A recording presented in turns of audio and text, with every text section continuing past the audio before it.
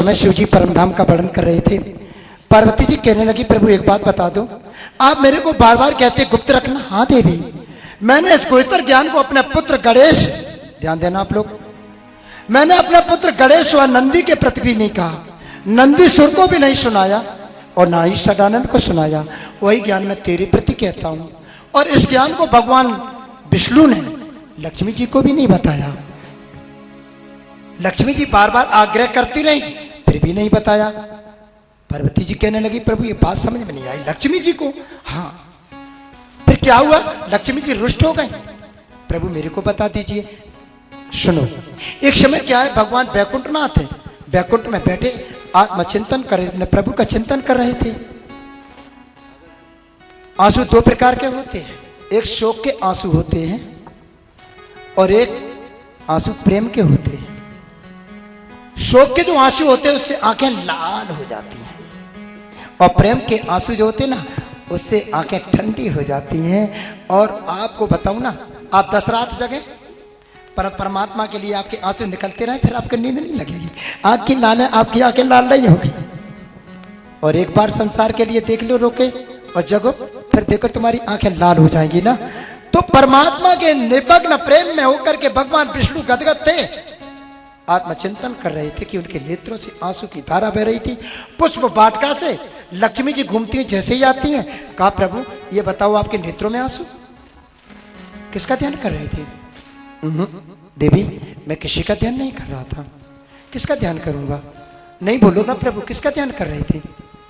भगवान विष्णु के बार बार ना माने पर लक्ष्मी जी नहीं मानती हैं, तो भगवान विष्णु कहते देवी एक बात याद रखो, पतिव्रता स्त्री का कर्तव्य है कि अपने पति से कभी भी गोपनीय वस्तु को पूछने का प्रयास ना करे, और यदि करती है तो उसको कष्ट होगा। तुम देवी मेरी बात मानो। लक्ष्मी जी कहती तुम मेरे से कपट रखते हो प्रभु, मैं तो आपकी सेवा आपकी पूजा आप ही के चिंतन में निमग्न रहती हूं, फिर भी आप अपने आराध्य को नहीं बता रहे हैं। मैं तो समझती थी आप ही समस्त जगत के पिता हैं, आप ही परमेश्वर है, सब कुछ आप हैं, लेकिन आप किसी और का चिंतन करते हैं। भगवान विष्णु मना करते रहे। लक्ष्मी जी की सखियां कहने लगी देवी हो ना हो ये तुम्हारा चिंतन करते हो? मेरा चिंतन तो करते ही नहीं प्रभु। भगवान विष्णु को बार बार पूछा, लक्ष्मी जी ने नहीं बताया, वो भगवान विष्णु ने नहीं बताया।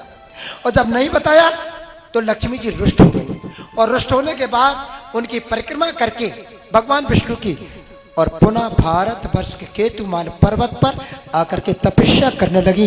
इस केतुमाल पर्वत का वर्णन 5वें स्कंद में विधिवत किया गया। प्यारे प्रेमियों, केतुमाल पर्वत पर बैठ करके तपस्या की, कितनी 7 कल्प तपस्या की लक्ष्मी जी ने। तपस्या कितनी की? 7 कल्प। एक कल्प जानते किसे कहते हैं? 4,32,000 वर्ष का कलयुग, 8,64,000 वर्ष का त्रेता, 12,96,000 वर्ष का वो, 8,04,000 वर्ष का वो, 4,32,000 वर्ष का कलयुग, 8,32,000 वर्ष का द्वापर, 12,96,000 वर्ष का त्रेता है, और 17,28,000 वर्ष का सतयुग है। चारों युग बारी बारी से 1000 बार बीत जाते हैं तो ब्रह्मा जी का एक दिन होता, उसको कहते कल्प, और इतना ही समय फिर बीत जाता तो उसको कहते हैं ब्रह्मा जी की रात्रि, उसको कहते हैं सर्ग। 7 कल्प लक्ष्मी जी ने तपस्या की। देवता लोग घबराने लगे, भगवान विष्णु के पास आते हैं। शिव जी कहते पार्वती जी मैं भी गया था, और समझाते समझाते अंत में भगवान विष्णु ने माना और कहा कि जाओ, अब मैं लक्ष्मी जी को अवश्य मना के लाऊंगा। भगवान विष्णु लक्ष्मी जी के पास आते हैं, कहते लक्ष्मी जी चलो ना वैकुंठ में चलो। क्यों? देवी कितना भी सुंदर भवन हो और उसमें यदि गृहिणी नहीं है, उसमें मात्र शक्ति नहीं है, तो वह घर कैसा लगता है? शमशान की तरह लगता है। कितना सुंदर भवन बना दो, उसमें केवल स्त्री ना हो, मात्र शक्ति ना हो, तो क्या लगता है? नरक के समान लगता है। मेरे प्यारे प्रेमियों, पुनः कहती है लक्ष्मी जी घर चलो। पहले ये बताओ आप ध्यान किसका करते थे? भगवान विष्णु कहते देवी ये तो मैं नहीं बताऊंगा, नहीं बताओगे तो मैं नहीं जाऊंगी। मैं आपकी ही तपस्या कर रही, किसी और देव की नहीं करती हूं, मैं जानती नहीं किसी को, मैं नहीं जाऊंगी। भगवान विष्णु कहते देवी तुम्हारे कुंदरू के तरह बिंब फल के समान तुम्हारे होठ काले पड़ गए हैं देवी, तुम किसी प्रकार कठोर तपस्या करने की योग्य नहीं हो, चलो ना वैकुंठ में। भगवान विष्णु ने देखा तो समझाने लगे देवी मेरी बात समझो। क्या? अरे स्त्री की सहायता के बिना कोई भी धर्म कार्य पूर्ण नहीं होते हैं, तुम्हारे बिना मैं अधूरा हूं देवी, चलो। और इसमें एक बात और बताऊं क्या? दरिद्रम दुष्टम दुशीलम जर्यापलुप्तम, पति यदि दुष्ट हो, दरिद्र हो, दुशील हो, शील न हो, कठोर हो, दुष्ट हो, जर्यापलुप्तम बुढ़ापे से ग्रसित हो, पतिव्रता स्त्री का कर्तव्य अपने पति का त्याग तो भी ना करे। मेरे अंदर तो ऐसे कोई गुण नहीं है, मेरे को क्यों त्याग रही हो? लक्ष्मी जी कहती प्रभु त्याग नहीं रही हो, पहले ये बताओ ध्यान किसका करते हो? आप जानना चाहते प्रभु? जानते बता दीजिए ना। भगवान विष्णु की समझ में आ गई, कहने लगी देवी एक बात बताओ। क्या? तुम्हारे पति यानी मेरा नाम क्या है बताओ ना। लक्ष्मी जी कहती भरा सनातन धर्म की कोई स्त्री अपने पति का नाम लेगी कि मैं ही लूंगी? मैं तो अपने पति का नाम नहीं लूंगी। और आजकल किसी देवी को पूछो तुम्हारे पति जी का नाम क्या? टिंकू, पप्पू, हाँ, रिंकू, शीटू के पापा, हाल ही नाम बता दिया जाएगा। सनातन धर्म में कोई भी स्त्री अपने पति का नाम नहीं लेती। लक्ष्मी जी ने कहा नहीं, मैं अपना पति आपका नाम कैसे ले सकती हूं, मैं नहीं लूंगी।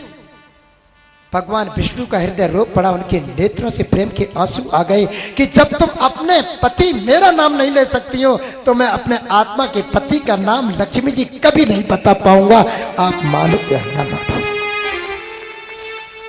फिर भी मैं तुमको इशारा में बता दे रहा हूं, कभी 28वें द्वापर के अंत में वेद गौ धर्मात रच, वेद और गौ की धर्म की रक्षा के लिए मैं वसुदेव के कुल में यानी यदुवंश में प्रकट होंगी और तुम महाराज भीष्म की पुत्री रुक्मिणी बनोगी। उस समय बहुत से आसुर वृत्ति के लोग तेरे साथ विवाह करना चाहेंगे। उस समय मैं तेरे को पन्ना द्वारिका में लाऊंगा। द्वारका में मेरे साथ तेरी भामरें पड़ेगी। चौथी भामर जब होगी ना, ये आपको पढ़ने को मिलेगा महेश्वर तंत्र में, जब भामर पड़ेगी उस समय मंगलाचार गाएंगी। कौन? द्वारका की स्त्रियां। उसी मंगलाचार में मैं जिस आराध्य का चिंतन करता हूं नाम निकलेगा, मैं अपने आराध्य का नाम सुन करके धड़ाम से मूर्छित होकर के गिर पड़ूंगा। आप समझ लेना मैं किसका ध्यान करता हूं। मेरे प्यारे प्रेमियों, आज हमारे बहुत से आचार्य भागवत पढ़ रहे हैं। गीता प्रेस गोरखपुर से जो भागवत निकलती है, माध्यम शुरू में भी और लास्ट में भी है, आप लोग देखना। भगवान बृहस्पति कहते हैं ऊधो को, ऊधो आदि काल में ब्रह्मा विष्णु महेश तीनों देवताओं ने कृष्ण की पूजा की है और ये स्कंद पुराण से निकाल के रखा गया। माध्यम में पढ़ना आप लोग, ना कहें कि परमानंद ना मालूम कहां से कह रहा है। ये कथा कौन सुना रहे हैं? बृहस्पति भगवान। और किसको सुना रहे हैं? ऊधो को। ऊधो भगवान ब्रह्मा ने पूजा की, कौन साधना की? कृष्ण की, तो उनको सृष्टि की रचना का वर दिया। भगवान शिव जी ने जब साधना की तो उनको संहार करने का वर दिया। भगवान विष्णु ने जब तपस्या की तो भगवान कृष्ण कहते हैं अरे विष्णु तुम क्या चाहते हो बोलो। भगवान विष्णु कहने लगे प्रभु जब जब पृथ्वी पर धर्म की हानि होगी उस समय मैं आपकी आज्ञा से 24 अवतार धारण करूंगा और लोगों को 4 प्रकार की नहीं 5 प्रकार की मुक्ति दूंगा। अभी आप जाकर के भागवत के माध्यम में पढ़ना। मुक्ति 4 प्रकार की होती है, सालोक्य, सामीप्य, सायुज्य, सारूप्य। मैं 5 प्रकार की मुक्ति दूंगा। कौन सी 5 प्रकार की मुक्ति है? देवी भागवत में पढ़ना, बताऊंगा नहीं, आप सब लोग जान जाओगे तो मेरे को कौन पूछेगा, पर तो बता दूंगा। की सृष्टि कौन करता है? विष्णु की सृष्टि कौन करता है? शिव जी की सृष्टि कौन करता है? गायत्री की सृष्टि कौन करता है? महाविष्णु की सृष्टि कौन करता है? सदाशिव की सृष्टि कौन करता है? सृष्टि मुक्ति। बोलो सदगुरु महाराज की।